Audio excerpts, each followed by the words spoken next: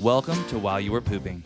Today, we're slicing into one of the strangest meteorological events in history, the Kentucky meat shower of 1876.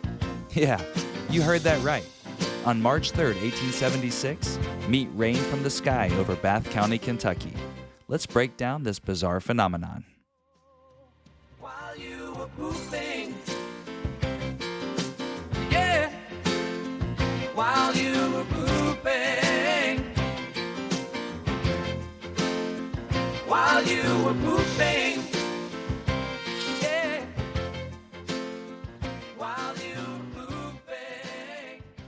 The event occurred in the rural community of Olympia Springs, where a woman named Mrs. Crouch was outside making soap when pieces of raw meat, described as flakes, chunks, and even slabs, began falling from the sky. The meat covered an area roughly 100 by 50 yards and was estimated to be fresh. Understandably, the townspeople were baffled. But what kind of meat was it? Some brave locals took it upon themselves to taste test the mystery meat. Reports varied, with some saying it tasted like venison and others comparing it to mutton.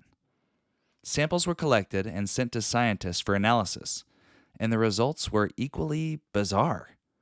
Some experts identified the substance as lung tissue, cartilage, and muscular tissue, all consistent with animal remains. So, where did the meat come from? The most widely accepted theory is that the meat shower was the result of vultures regurgitating their meal mid-flight. When startled, vultures have been known to vomit as a defense mechanism or to lighten their load for quick escape. A flock of these scavengers could have easily created the carnivorous downpour witnessed that day. Despite the plausibility of the vulture theory, some people weren't convinced. Alternative explanations ranged from supernatural events to atmospheric anomalies.